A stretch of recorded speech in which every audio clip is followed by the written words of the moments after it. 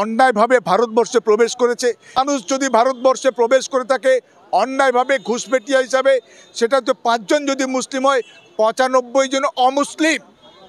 ফলে কাউকে অনুপ্রবেশকারী বলবো, কাউকে শরণার্থী বলবো, তো এটা তোমার বাপের দেশ নয় যে তোমরা তোমার মতো করে ঠিক করবে কে শরণার্থী কাউকে বলবো আর কাউকে অনুপ্রবেশকারী বলবো। সব মানুষ যারা এই ভারতীয় তারা ভারতীয়, হিন্দু মুসলিম পরিচয় তাদের পরে। এবং ঠিক একইভাবে যারা অন্য দেশ থেকে অন্যায়ভাবে ভুলভাবে কোনো কাগজপত্র ছাড়াই ভারতবর্ষে প্রবেশ করেছে তারা সবাই অনুপ্রবেশকারী। সেখানে কোনো রকম আলাদা করার চক্রান্ত বা চেষ্টা হলে সেটা সংবিধান বিরোধী, ভারতবর্ষের আইন বিরোধী। ঠিক একইভাবে মনে রাখতে হবে যে সিএএ সিটিজেন অ্যামেন্ডমেন্ট অ্যাক্ট যেটা পাস হয়েছে 2019-এ, সেটাও কিন্তু একটা চালাকি, প্রতারণাপূর্ণ, ভণ্ডামিপূর্ণ আইন এবং সংবিধান বিরোধী ভারতবর্ষের। কারণ সেখানে কোনো ধর্মের ভিত্তিতে, জাতের ভিত্তিতে, লিঙ্গের ভিত্তিতে কোনো রকম কোনো বৈষম্য করবে না ভারতবর্ষের আইন, ভারতবর্ষের ব্যবস্থা। সেটা কিন্তু করা হয়েছে। এখনও সে মামলা সুপ্রিম কোর্টের বিচারাধীন। আমি মনে করি সিটিজেনশিপ অ্যামেন্ডমেন্ট অ্যাক্ট যে সিএএ 2019 হয়েছে সেটা বাতিল হওয়া দরকার। সেটা কোনোভাবেই সেটাকে দেখিয়ে আজকের বিশেষ করে মতুয়া এবং মানে অমুসলিম যে ভোট ব্যাংক সেটাকে কিন্তু বিজেপি তাদের কবজায় রেখার চেষ্টা করছে। যদি সঠিকভাবে এসআইআর হয় 95% অমুসলিমরাই কিন্তু বিপদে পড়বে বলে আমার বিশ্বাস। এবং সাধারণভাবে এই দেশের যারা বৈধ নাগরিক, সঠিক নাগরিক, এসআইআর যদি সঠিকভাবে হয় তাদের কোনো রকম কোনো অসুবিধা হওয়ার কথা নয়, অসুবিধা হবে না বলে আমার বিশ্বাস। তবে সতর্ক এবং সাবধান থাকতে হবে। এনআরসি করার চক্রান্ত রুখে দিতে হবে। আমরা ভারতবাসী, আমরা সবাই একযোগে একত্রে এই রাজনৈতিক দলের যে কারবারির আছে, রাজনীতি যাদের করে খাওয়ার ব্যবস্থা, তারা মানুষকে বিভ্রান্ত করবে। কিন্তু নাগরিক সমাজকে জাগতে হবে। নাগরিক সমাজকে উচ্ছিষ্ট বা ভাতা পাওয়ার লোভ ত্যাগ করতে হবে। আতঙ্কিত হওয়ার কিছু নেই। আমাদের ভারতবর্ষের যে নির্বাচন কমিশনার, তাদের এখতিয়ার আছে সঠিক ভোটার লিস্ট তৈরি করা, সঠিক ভোটাররা যাতে ভোট দিতে পারে সেটাকে সুনিশ্চিত করা।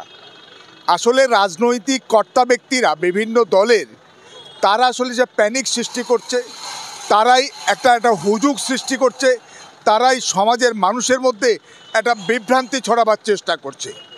আজকের বলা হয়েছে এসআইআর, স্পেশাল ইন্টেন্সিভ রিভিশন তো প্রতি সময়ই সবসময় প্রতি বছর প্রতিটা নির্বাচনের আগে হয়। তারপরে ইন্টেন্সিভ রিভিশন, তাতেও আপত্তি নেই। স্পেশাল ইন্টেন্সিভ রিভিশন, তাতেও আপত্তি নেই। কিন্তু তারপরেও যে আজকের যে কেন্দ্রের নির্বাচন কমিশনার, তাদের ভূমিকা, তাদের কথাবার্তা, তাদের নিয়োগ, এগুলো সবটাই আজকের প্রশ্নচিহ্নের সামনে দাঁড়িয়েছে। কারণ ভারতবর্ষের যে নির্বাচন কমিশনের নিয়োগের যে পদ্ধতি ছিল, যে আগে দেশের প্রধানমন্ত্রী, দেশের আপনার বিরোধী দলনেতা এবং ভারতবর্ষের যে সর্বোচ্চ আদালত সুপ্রিম কোর্টের প্রধান বিচারপতি, তারা 3 জন মিলে ঠিক করতেন কে ভারতবর্ষের নির্বাচন কমিশনার হবে। পরবর্তীকালে মোদি অমিত শাহ সরকার তারা এটাকে বদলে দিয়েছে। প্রধান বিরোধী দলের নেতা থাকবেন, আর থাকবেন প্রধানমন্ত্রী, আর একজন কেন্দ্রীয় মন্ত্রী থাকবে। অর্থাৎ বিজেপি সরকার চলছে এখন, তাদের আর একজন মন্ত্রী, সেখানে প্রধানমন্ত্রী এবং আর একজন কেন্দ্রীয় মন্ত্রী দুজন হলো। অর্থাৎ 3 জনের মধ্যে 2 জন হচ্ছে শাসক দলের লোক।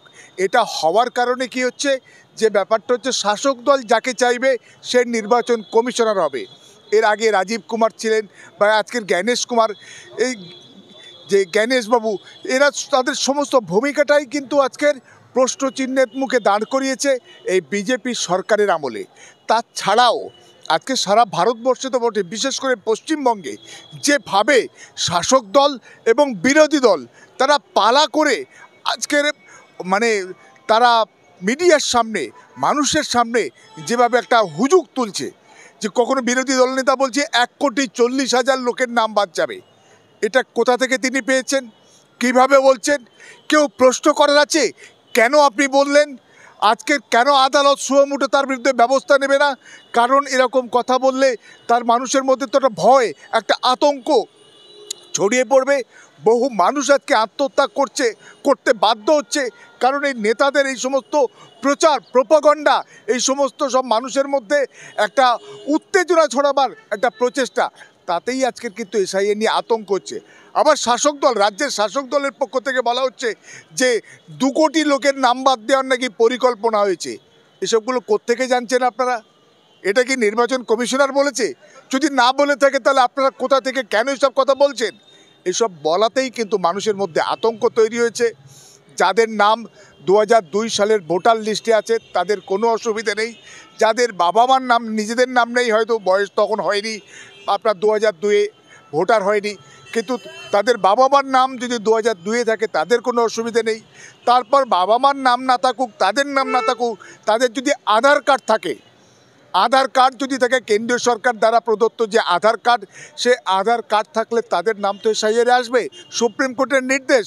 ফলে সামগ্রিকভাবে এসআইআর নিয়ে আতঙ্কিত হওয়ার কোনো জায়গা নেই, আতঙ্কিত হওয়া উচিত নয়। কেউ কেউ কখনো কখনো বলে ফেলেছিল ইতিমধ্যে যে এসআইআর আমরা পশ্চিমবঙ্গে হতে দেব না, করতে দেব না। আসলে এসব তো হঠকারী কথাবার্তা, এটা রাজনৈতিক একটা প্রোপাগান্ডা। এটা করে কি হয়েছে, বারবার করে মানুষের মধ্যে আতঙ্ক ছড়াবার চেষ্টা হচ্ছে। এসআইআর হচ্ছে, আটকাতে পারেনি।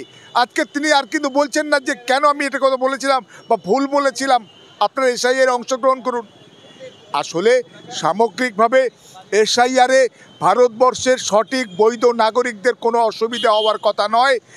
সামগ্রিকভাবে এই রাজনৈতিক দলের বিভিন্ন মাপের বিভিন্ন সাইজের নেতারা, তারাই কিন্তু আজকের মানুষের মধ্যে আতঙ্ক ছড়িয়ে দিচ্ছে। ফলে তাদের রাজনৈতিক সংকীর্ণ স্বার্থে, রাজনৈতিক ফায়দা লোটার কারণে আজকের কিন্তু এই এসআইআর নিয়ে মানুষের মধ্যে আতঙ্ক তৈরি হয়েছে। অনেকে দেখা যাচ্ছে যে 2002 এর লিস্টের নামের বানান বলতে, সেক্ষেত্রে কি তারা সমস্যায় পড়তে পারে? দেখুন, নামের বানান ভুলের কিছু যায় আসে না। আপনার যে এনুমারেশন যে ফর্মটা আছে, আপনারা যদি দেখেন যে ওপরের পোর্শনটায়, সেখানে আপনার নাম লেখার জায়গা নেই, সেখানে আপনার জন্ম তারিখ আছে, তারপরে আপনার আধার নম্বর, সেটা আপনি লিখতেও পারেন, নাও লিখতে পারেন। তারপরে বাবার নাম, বাবার এপিক নম্বর, যদি বাবা বেঁচে থাকে এপিক নম্বর লিখবেন। মায়ের নাম, মা বেঁচে থাকলে মায়ের এপিক নম্বর লিখবেন। সেখানে কিন্তু মানে আপনার সবটাই 2025 অনুযায়ী করবেন। আর ঠিক নিচের যে তারপরে যে নিচের পোর্শনটা আছে, বাঁ দিক এবং ডান দিক, যাদের 2002 সালে ভোটার লিস্টে যাদের নাম নেই, তাদের আপনারা ডান দিকের অংশটা তারা পূরণ করবেন। সেখানে তাদের নাম বা অন্যান্য যা কিছু আছে সেগুলো তারা উল্লেখ করবেন। আর যাদের 2002 সালের নাম আছে মানে ভোটার লিস্টে, তাদের কিন্তু আপনার বাঁ দিকের পোর্শনটা ভরতে হবে। এই ডান দিকের পোর্শন যাদের 2002-এর নাম নেই, সেখানে কিন্তু তারা মানে যাদের ভোটার হয়েছে তো 2002-এ ছিল না, ভোটার লিস্টে বা এপিক নম্বরে যেমন যেমন নাম আছে, বানান আছে, সেইগুলোই আপনারা লিখবেন, তাতে কোনো অসুবিধা হওয়ার কথা নয়। আর বাঁদিকে যারা লিখবেন, সেখানে কিন্তু 2002-এ যেমনভাবে বাবার নাম, মায়ের নাম, নিজের নাম যা কিছু আছে, এপিক নম্বর, বিধানসভা ক্ষেত্র, পার্ট নম্বর, সবটাই কিন্তু 2002-এ যেমনভাবে ছিল ঠিক তেমনভাবে লিখবেন। এবং সেখানে যদি কোনো অসুবিধা হয়, আপনারা এই আমার মিডিয়া বন্ধুদের মাধ্যমে আপনারা যোগাযোগ করতে পারেন। আমরা চেষ্টা করব আপনাদের পাশে থাকার এবং আপনাদের সঠিক পরামর্শ দেওয়ার। এবং একই সঙ্গে যে বিএলও বুথ লেভেল অফিসার আছেন, আপনারা যদি কোনো সংশয় হয়, বুঝতে অসুবিধা হয়, আপনারা তাকে কিন্তু বলতে পারেন আমার সঠিকভাবে ফর্মটা ফিল আপ করে দিন। তিনি ফর্ম ফিল আপ করতে বাধ্য, তাকে নির্দেশ দেওয়া আছে যে ফর্ম ফিল আপ করতে সাহায্য করার জন্য। ফলে সেখানে অসুবিধা হওয়ার কোনো কথা নেই। এসআইআর এর মধ্যেই কি এনআরসি লুকিয়ে আছে, কি মনে করছেন আপনার আইনজীবী হিসেবে? এটা আমি মনে করছি যে ব্যাপারটা হচ্ছে যেভাবে করা হয়েছে, যে এনআরসির একটা প্রথম ধাপ হিসাবেই কিন্তু এই এসআইআরকে গ্রহণ করেছে। দুর্বৃত্তের ছলের অভাব হয় না। আজকের কেন্দ্রের যে বিজেপি সরকার 2014 সাল থেকে রাজ করছে, তারা মানুষের জন্য কিছু করেনি, সমাজের জন্য কিছু করেনি। আমাদের দরকার ছিল বেকারত্ব দূর করা, কর্মসংস্থানের ব্যবস্থা করা, শিল্প কারখানা তৈরি করা, জিনিসপত্রের দাম কমানো, গ্যাস পেট্রোল ডিজেলের দাম কমানো, তাতে মানুষ স্বস্তি পায়, মানুষ ভালো থাকে। আসলে তারা সেই সমস্ত কাজকর্ম করতে পারছে না। তারা আদানি এবং আম্বানির দালালি করছে সমস্ত রকমভাবে তাদের নীতি এবং পলিসির দ্বারা। এবং মানুষ যাতে তাদের সেই অন্যায় এবং অপকর্মর দিকে মানে আন্দোলন করতে না পারে, প্রতিবাদ করতে না পারে, মানুষের দৃষ্টি ঘুরিয়ে দেওয়ার জন্য মানুষ এখন এসআইআর এর আতঙ্কে মানুষকে ডুবিয়ে দাও। মানুষ যেন দৈনন্দিন চাওয়া পাওয়া, সরকারের অপদার্থতা এবং অযোগ্যতার বিরুদ্ধে যাতে মুখ না খোলে, তার জন্যেই আজকে নন ইস্যু এসআইআর আজকে আমাদের খুব গুরুত্বপূর্ণ ইস্যু নয়। আজকে ধরুন যদি বলে 20 লাখ, 25 লাখ, 30 লাখ, আজকের পশ্চিমবঙ্গে প্রায় 80,000 বুথ আছে।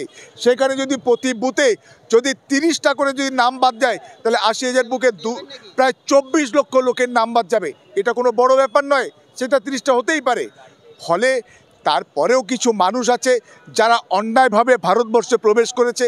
সেখানেও আমি মনে করি যে বিভিন্নভাবে রোহিঙ্গা, বাংলাদেশি, মুসলিম এই সমস্ত শব্দগুলো বিভিন্ন, বিশেষ করে আরএসএস বিজেপির নেতারা বলছে, কিন্তু সেখানে মনে রাখতে হবে, আমি বিশ্বাস করি এবং মনে করি যে ব্যাপারটা যদি 100 জন মানুষ যদি ভারতবর্ষে প্রবেশ করে থাকে অন্যায়ভাবে ঘুষপেটিয়া হিসাবে, সেটা তো 5 জন যদি মুসলিম হয়, 95 জন অমুসলিম। ফলে কাউকে অনুপ্রবেশকারী বলবো, কাউকে শরণার্থী বলবো, তো এটা তোমার বাপের দেশ নয় যে তোমরা তোমার মতো করে ঠিক করবে কে শরণার্থী কাউকে বলবো আর কাউকে অনুপ্রবেশকারী বলবো। সব মানুষ যারা এই ভারতীয়, তারা ভারতীয়, হিন্দু মুসলিম পরিচয় তাদের পরে। এবং ঠিক একইভাবে যারা অন্য দেশ থেকে অন্যায়ভাবে, ভুলভাবে, কোনো কাগজপত্র ছাড়াই ভারতবর্ষে প্রবেশ করেছে, তারা সবাই অনুপ্রবেশকারী। সেখানে কোনো রকম আলাদা করার চক্রান্ত বা চেষ্টা হলে সেটা সংবিধান বিরোধী, ভারতবর্ষের আইন বিরোধী। ঠিক একইভাবে মনে রাখতে হবে যে সিএএ, সিটিজেন অ্যামেন্ডমেন্ট অ্যাক্ট, যেটা পাস হয়েছে 2019-এ, সেটাও কিন্তু একটা চালাকি, প্রতারণাপূর্ণ, ভণ্ডামিপূর্ণ আইন এবং সংবিধান বিরোধী ভারতবর্ষের। কারণ সেখানে কোনো ধর্মের ভিত্তিতে, জাতের ভিত্তিতে, লিঙ্গের ভিত্তিতে কোনো রকম কোনো বৈষম্য করবে না ভারতবর্ষের আইন, ভারতবর্ষের ব্যবস্থা। সেটা কিন্তু করা হয়েছে। এখনও সে মামলা সুপ্রিম কোর্টের বিচারাধীন। আমি মনে করি সিটিজেনশিপ অ্যামেন্ডমেন্ট অ্যাক্ট যে সিএএ 2019 হয়েছে, সেটা বাতিল হওয়া দরকার। সেটা কোনোভাবেই সেটাকে দেখিয়ে আজকের বিশেষ করে মতুয়া এবং মানে অমুসলিম যে ভোট ব্যাংক, সেটাকে কিন্তু বিজেপি তাদের কবজায় রেখার চেষ্টা করছে। যদি সঠিকভাবে এসআইআর হয়, 95% অমুসলিমরাই কিন্তু বিপদে পড়বে বলে আমার বিশ্বাস। এবং সাধারণভাবে এই দেশের যারা বৈধ নাগরিক, সঠিক নাগরিক, এসআইআর যদি সঠিকভাবে হয়, তাদের কোনো রকম কোনো অসুবিধা হওয়ার কথা নয়, অসুবিধা হবে না বলে আমার বিশ্বাস। তবে সতর্ক এবং সাবধান থাকতে হবে। এনআরসি করার চক্রান্ত রুখে দিতে হবে। আমরা ভারতবাসী, আমরা সবাই একযোগে একত্রে এই রাজনৈতিক দলের যে কারবারির আছে, রাজনীতি যাদের করে খাওয়ার ব্যবস্থা, তারা মানুষকে বিভ্রান্ত করবে। কিন্তু নাগরিক সমাজকে জাগতে হবে। নাগরিক সমাজকে উচ্ছিষ্ট বা ভাতা পাওয়ার লোভ ত্যাগ করতে হবে।